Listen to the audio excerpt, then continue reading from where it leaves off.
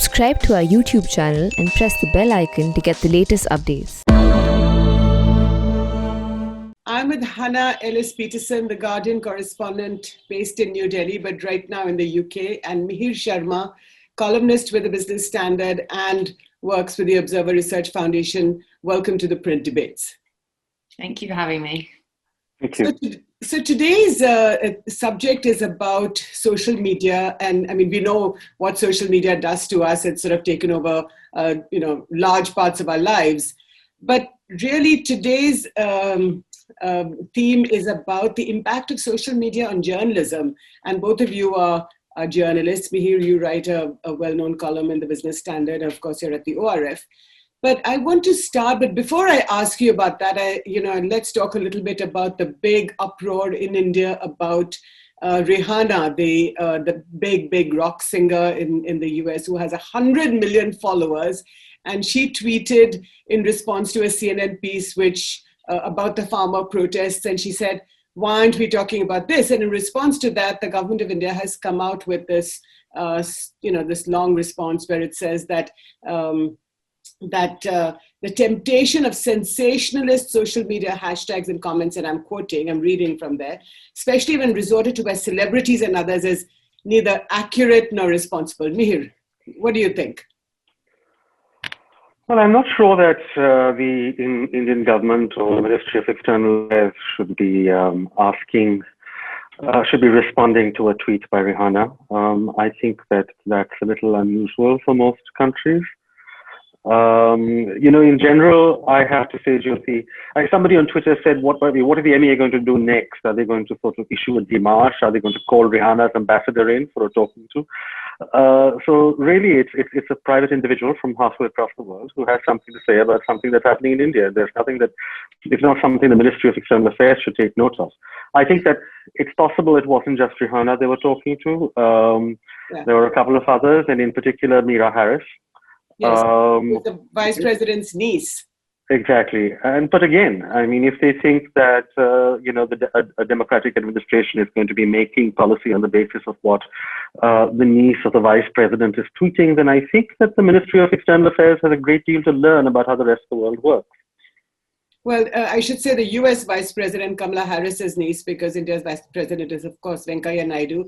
But Hannah, in London, where you are right now, I mean, what are people saying? Is there some talk about the farmer protests? Is it being reported in the media? What are people saying? Well, yeah, I mean, there is an increasing amount of interest in the farmer protests, particularly after what happened on Republic Day, and I guess with the increased kind of draconian crackdown on the farmers and the kind of visuals we're seeing of kind of concrete barriers and spikes in the road, in retaliation to sort of a group, hundreds of thousands of peaceful protesters largely. But yeah, I mean, in terms of the response to the Rihanna tweet, I mean, it just seems, I mean, it made something that would just have kind of been a passing, kind of amusing thing to actually something that is actually a news story that I am now writing about today, because the idea of the Indian government responding to, what seems to be the tweet of a celebrity, which she's very entitled to have, but should have no ramifications on kind of Indian policy or kind of anything significant, is now kind of what is going to be an international news story. So yeah, it's kind of, and it has, it's interesting in itself because it shows how kind of sensitive the government is around the narrative of the farmers, and how they're kind of, I guess, retaliating in these ways that seem kind of completely disproportionate to what it is. I mean, Rihanna, she tweets about politics very sporadically. I kind of looked at her Twitter feed. She also tweeted that day about Myanmar. I mean, she just obviously read the news, felt a bit kind of, emotive about a couple of issues and tweeted about it. But it certainly isn't something that needed to, in my sense, it would have just disappeared off the news agenda if. Well, at the print we have these short edits, and in fact we said, well, welcome Rihanna to this cheat sheet of Indian democracy where anything and everything is on the table. But the question is, as a journalist, both of you are journalists, do you tweet everything that you feel like, or that excites you, or sort of inflames your imagination, whether you're angry or happy or sad? Mihir, what do you think? Do you do that? Well, I'm in a privileged position, Jyoti, and I always have been, because even when I was working full-time at the Business Standard, I was on the opinion side of things. Right. And I think that it's important, even if the rest of the world doesn't notice, that we do have a Chinese wall between opinion and news. And there are some things maybe that opinion people can say in public that they also can say in their columns that maybe journalists should not. And when I say journalists, I mean reporters should not. Should not tweet. Yes, I absolutely think that, there's stuff that you say that as an opinion person you say that maybe reporters should not say. And I do come down on management side in this one. And I think that it's important also to, it's a general institutional thing. Now at the think tank where I work, Jyoti, we do have a fairly strict social media policy because we do recognize that if you say something that is in particular, that is demeaning, that is hateful, that may not be illegal, but it crosses a line as we see it in the institution. It reflects on the rest of the institution. And there have been people that I work with who have said those things and have been hauled up in one way or the other. And I don't see any reason why, therefore, newspapers should also consider that somebody who has in their bio, I work as a reporter for XYZ media outlet, should take into account the impact on their employer if they've got that in their bio. So what do you think, Hannah? These days, especially in some Western newspapers, the New York Times or Washington Post, for example, there's an Instagram editor. You have, social media editors. So increasingly, social media is playing such an important role in newsrooms. Do you think that journalists like yourself should tweet what you think and feel? Well, I always have a very conflicted relationship with this. I hate tweeting. I'm really not. I don't feel like I'm very good at it. I also I kind of don't think it is a very. There are people who are very good at it, who have very instantaneous, very pithy opinions that somehow don't manage to offend people. And I think there is a real kind of trend, particularly in the kind of personality journalism world that we have, where being a kind of good on Twitter as a journalist is very good for your career in some ways. There are a lot of people who get pieces commissioned out of it. You build up a profile. Because it's a platform mainly where journalists read other journalists, you often build up a standing and a kind of reputation amongst other journalists. So professionally, there are some people for whom it is very beneficial. But from my point of view, as a reporter, I think you just have to be incredibly cautious with it. I don't ever really tweet my opinions. I tweet my articles because I've realized that it does actually have an impact in terms of people understanding what I write about, and then people get in touch with me. Twitter, particularly in India, since I've started reporting here, it's become an incredibly effective tool for people kind of, knowing my journalism, understanding what I'm writing about, and kind of knowing how to reach out to me. So therefore, I've kind of reluctantly started to use it a bit more, but I am very wary of it.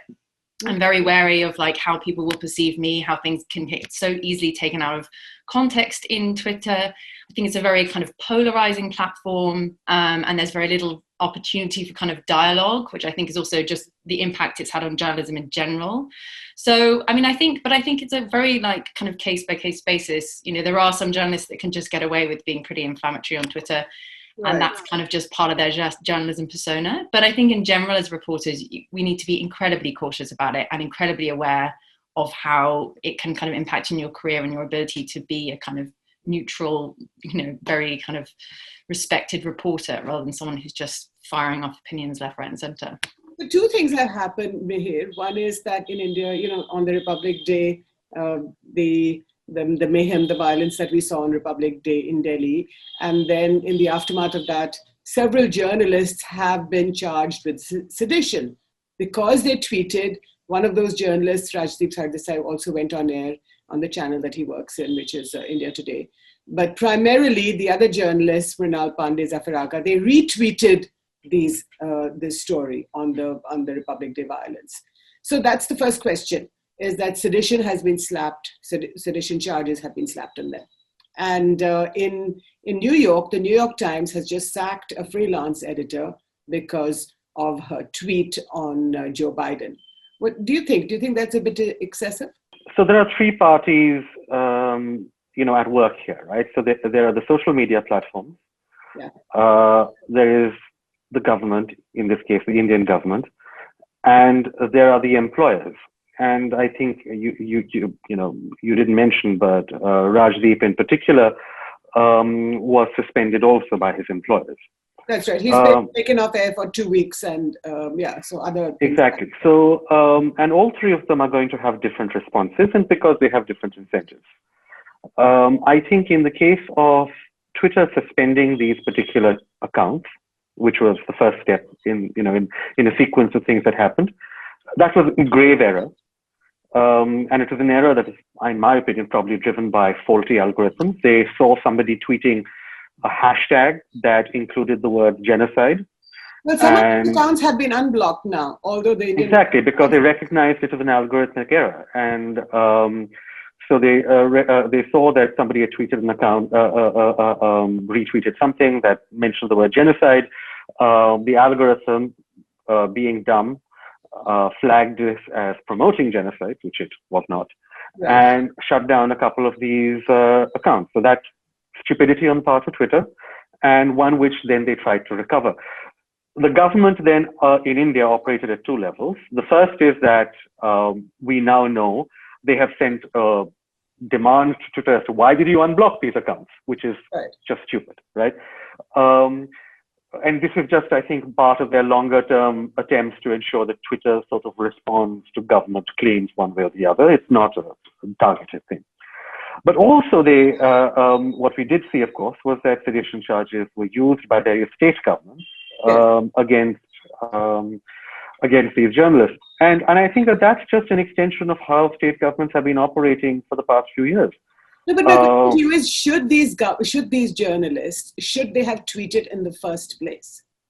If both of you are saying that you should... But Jyoti, it's, people have been arrested and people have had sedition charges put on them just for reporting. It's not about tweeting.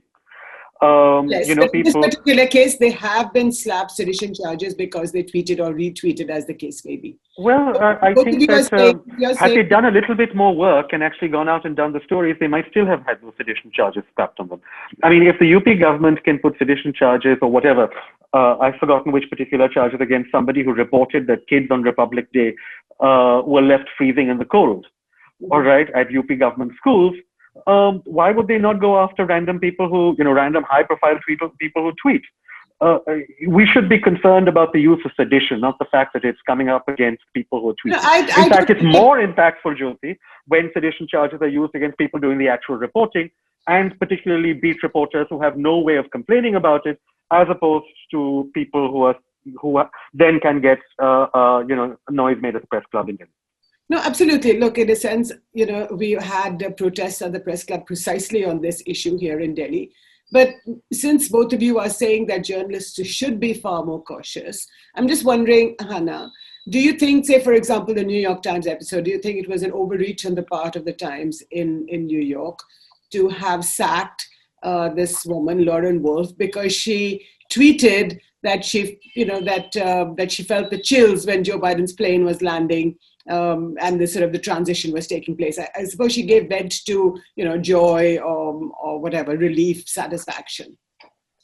I mean, in that example, I'm curious. I don't really know whether New York Times actually have a policy in place in terms of social media. They do actually, and let me read that out to you because it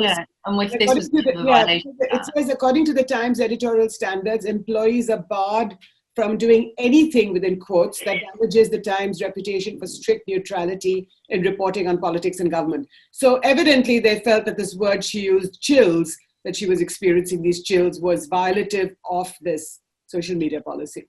I mean, again, it speaks to this kind of particular moment in America and particular moment for the media where, the kind of credit where everything's kind of on a knife edge, everything is so polarized, and the New York Times are very keen to kind of present themselves as something that isn't kind of on one camp or another. And so they're being, I would say, overly cautious here, but it actually probably is correct in terms of, they've got to do a lot of damage control after 4 years of Trump's presidency, where he did quite effectively kind of undermine their credibility. And so, I guess they're using this moment to kind of try and really portray that they do have this neutrality. And I think maybe it was a kind of, I guess they're using her as a bit of an example and kind of making a very public example of this to sort of demonstrate the depths of which their kind of neutrality will go to, and the fact that they are willing to kind of, I guess, fire someone for even being seen to undermine that publicly. So I think this is, again, but it's an example of, again, why journalists have to be so careful because of the place that journalists, the sort of, I guess we are now more targets than we have ever been. There's been a very kind of concerted effort in India and in the US to kind of undermine journalists. And so the ability, for us to make kind of careless comments on social media, it now just carries a lot more weight than it used to. And I think this kind of firing of the New York Times editor is just an example of that. But would the British media is the British media doing something like this? Are they being really, really tough on journalism? The BBC is, yeah. The BBC has been, because their kind of impartiality is at their core, and there are a lot of right-wing newspapers in the UK whose job it almost they have like one designated reporter who goes around and basically tries to find examples of when the BBC isn't impartial. So they have issued very strict rules. People have been fired. So it's very much part of the narrative. It's less strict on other newspapers. The Guardian is kind of got a much more kind of trusting approach to us, but certainly we're not supposed to say anything too inflammatory. But certainly for organizations like the BBC and seemingly for the New York Times, who kind of have very stringently neutral, then the idea of being very cautious about Twitter is a conversation that's already being had here. So here in India, Mihir, Hannah was talking about how polarized the environment is in the US. Perhaps the same is true for our country, because, look at the Rihanna episode, right, where the government has sort of reacted so strongly, and several ministers, including Finance Minister Nirmala Sitharaman, and, lots of other people have retweeted that statement about India against propaganda. They haven't named Rihanna, but of course we know that it's targeted at her. So in a polarized atmosphere like this, when the role of the journalist becomes even more important to be sort of cool and calm and collected and not venture, which we might normally have done otherwise, and just to sort of stay the middle ground. Well, I don't think that, I'm uncomfortable, Jyoti, with the phrase the middle ground, because, usually it can lead to both sidesing issues which may not have the same power on both sides. So I don't think that neutrality is necessarily about finding a middle ground between two extremes. I think that our job tends to be to try and find, to hold the line against disinformation, to ensure that our readers have a certain degree of confidence that what we produce is fact-checked, not just by ourselves, but by an entire process, by a machinery that exists, in order to ensure that what we eventually put out into the newspaper is, by and large, credible. And I think that what the position that we are in now is that we will have to try and ensure, in the Lauren Wolf case, for example, I think that a lot of people understand that this was the Times overreacting to a lot of people who had written in, a fake grassroots outrage, essentially, an astroturfing campaign that was in response maybe to her former boss, who was the opinion page editor, being fired for running a piece by a US senator calling for, troops to be used against Black Lives Matter protesters or something like that, right? And in my opinion, both of those were bad decisions. You shouldn't fire Lauren Wolf, and you shouldn't fire the opinion editor for running a piece by a sitting US senator. But the Times took those decisions, and now it is in the position where basically if anybody is outraged enough, it can't use its own head, right? And it's become, the New York Times is sort of in a position like the Indian law, which says that if you've inflamed sentiments, it doesn't matter whose sentiment and how you've inflamed it, that's an offense, right? And once you say you've inflamed... But Mihir, it's interesting that you said that that you're uncomfortable with the middle ground, and that stories or reporting are not necessarily about neutrality. Is that what you said, or am I misunderstanding you? No, if I'm saying neutrality is not about finding the middle ground, right? I'm saying that, for example, and to return to the New York Times, since that seems to be earlier subject for this conversation, I think that what they did in 2016 is exactly how you don't run neutrality, all right? Because they sought to find a middle ground between a fairly normal candidate, namely Hillary Clinton, and a fairly extreme and frankly bonkers candidate, namely Donald Trump. And in that middle ground, they did more stories about a fake scandal, which was Hillary's email scandal, and then they did about the many scandals that surrounded Donald Trump's own business and personal history. And because they sought this middle ground, they failed as a newspaper, and they failed to achieve true neutrality. And the consequences of their misbehavior and their failure here, and the failure of the general American media, was that you got Donald Trump. What do you think, Hannah? In terms of what? In terms of the neutrality and the middle ground. Do you feel? Yeah, I mean, I completely agree. I mean, neutrality isn't about like about kind of finding it. Like neutrality in journalism isn't about, like you say, finding middle ground. It's about going into a situation and reporting both sides of it and seeing what you find. And if what you find is a very extreme situation, then you write it as that. And you don't necessarily try and drag it into the middle ground of kind of normality. And the idea is that, you're reporting without prejudice. You're not necessarily trying to make everything kind of, I guess, impartial in the way that you bring in opinions all the time of both sides. I think this is often, and this is an interesting article because this is what the BBC is accused a lot of doing, which is kind of overtly trying to impose an impartial idea onto some things that often are much more radical. So in terms of like Brexit, for instance, the idea of constantly giving voice to some very extreme sections of kind of nationalist politics because they needed to have both sides of the argument, whereas sometimes actually it's just about kind of telling a narrative that is quite extreme and being quite comfortable with that. The neutrality is actually just about taking in all aspects of the story. And if the story is that, it's a very fringe, polarized narrative, then that's the narrative you tell as a news reporter. Right. And, I'm expanding the ambit of this discussion a bit, but Mihir, I do want to ask you, do you think that the media in India today is also very polarized, and that we are falling for, this whole sort of left versus right, while we should be actually just reporting the story as it is and getting all points of view? I think, yes, it may be polarized, though I think it's also fair to say that the government's power over the media is far greater than, the other side of any dispute. So if I were to point to the 5 or 6 largest newspapers in India, it's much more likely that they would report the government's point of view without contradiction than the opposite. And in fact, I think that in my opinion, if you were to ask me, is that in many ways you're not polarized enough. In the sense that if I were to try and seek even this kind of balancing on the front pages of most newspapers, I would not receive it. I'll give you an example. I worked in a business newspaper, and most of what we did was covering policy. But when I looked at our competitors,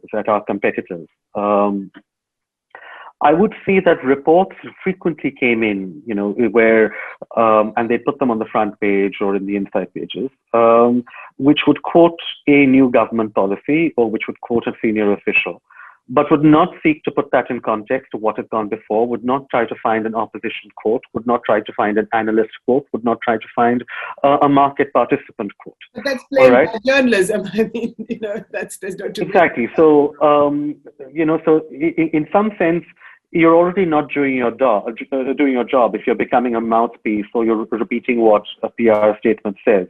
Whether it's from the government or from a company or from a film star, and that needs to be part of what you do. And if you don't do it, then you are helping creating the climate of polarization that eventually will follow you as well. Thank you both for your time, Hannah Ellis-Petersen in London, Mihir Sharma in Delhi. Interesting that both of you in the media, but don't like to tweet that much. I think that's interesting. And anyway, we'll see what happens in the days to come, whether Rihanna is going to be given a visa or not to come to Delhi. But inshallah, we will follow this story. Thank you again.